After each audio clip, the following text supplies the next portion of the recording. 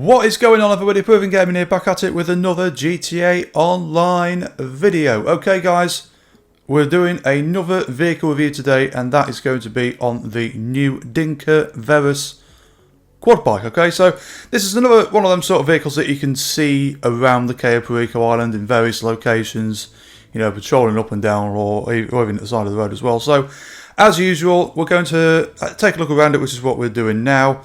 Can't really look at the interior on this one, and then also go for a little drive, and then I'm going to give it a rating out of 10 towards the end of this video. So as you can see, it just looks like a traditional sort of quad bike, really. Nothing really else much to say on the outside. Interior, well, hasn't really got much of an interior because it is a quad bike essentially. So anyway, let's go for a little drive, and in standard form it is pretty slow, to be honest with you, and not going to lie as well, handling does seem all over the place. I just did a little bit of a test here to see whether it could get up these steps.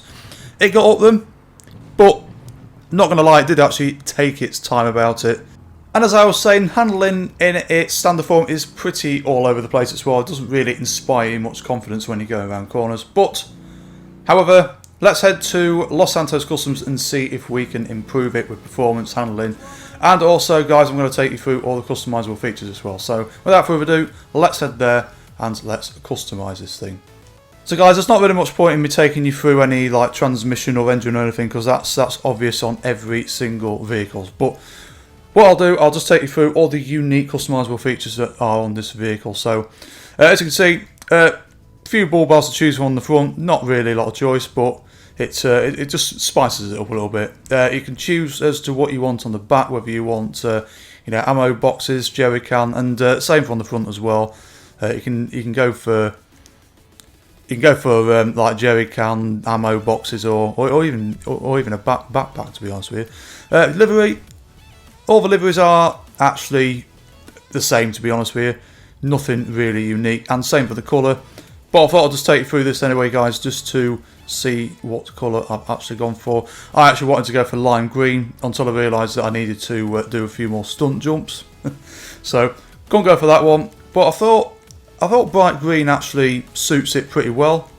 So I thought I'd go for that. And you do even have a secondary colour as well, which is just underneath, to be honest with you. It's just a few features underneath which you can customise the colour on as well. So I was tempted to go for blue, but my squaddy is actually in blue, so I thought I like to keep things a little bit different. So secondary colour, it actually took me a minute to actually realise what it was, until, as I just said, it's actually the underside of the vehicle. So I went for red. I actually think it kind of suits it in a way. But actually, guys, let me know in the comments as well, because it would actually be quite good to get your thoughts on this as well. So saddlebags, you can customise a certain amount of saddlebags that you can have on the back, which to me just sort of makes it look more of a terrain sort of vehicle. Now wheels, of course, wheels are ultimately the most important part of the vehicle, because it can either make or break. I decided I didn't want to go for high end because I just do not think it suits the vehicle. So I went for some off-road wheels instead. And to be honest with you, they kind of do look the same. They look very, very similar. These ones, I think the ones that I chose, they look better than the stock wheels that are on it. But as I say, they don't really look much different. Same with colours. I actually decided to colour code them to the exterior, just because I just think it suits it a little bit more. Now, yes, tyre writing. I'm not normally one for tyre writing on vehicles. However, on this one, guys, I do actually think it looks pretty cool. I'm not going to lie. I actually really like that. So anyway, guys, that is all done. I mean, to be honest with you, I actually quite like the finished product. As I say, there isn't a great deal of customisable features. I do think they are quite limited on this. However, for what we have available, I think they've actually done a pretty good job of it. So let's go for another little drive to see if anything has changed performance handling wise. And I'm going to be honest, this has got to be the first vehicle that I've maxed out performance wise, handling wise, all of that, and not really noticed a great difference. Honestly, there is not a great difference. I mean, the performance was normally when I do one of these tests, if performance isn't the best in standard form, it's a hell of a lot better when we come to tune it and, you know, make it quicker and that. But honestly guys, even with it all fully upgraded, I was still utterly disappointed. I mean, handling's still very hit and miss, you know, going around corners. It sort of wobbles about a little bit when you go around corners, if that makes sense. I'm pretty sure, guys, that if you actually test it out for yourself as well, you will know what I'm talking about. But yeah, it doesn't inspire much confidence. I mean, this is only a little hill, and it doesn't seem to be moving very quickly at all. But anyway, guys, there is actually one way that this quad can actually redeem itself.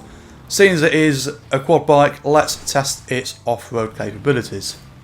And I'm not going to lie, guys, this is probably the worst off-road vehicle that I have ever tested on this game, or actually ever driven on this game, actually, come to think of it. It is absolutely shocking. I mean, look at that. I nearly rolled it there. I very, very nearly rolled it. There's this steep incline here. Normally, any other off-road vehicle, or any vehicle, come to think of it, would get up that incline. Guys, this vehicle failed. It absolutely failed to get up that incline.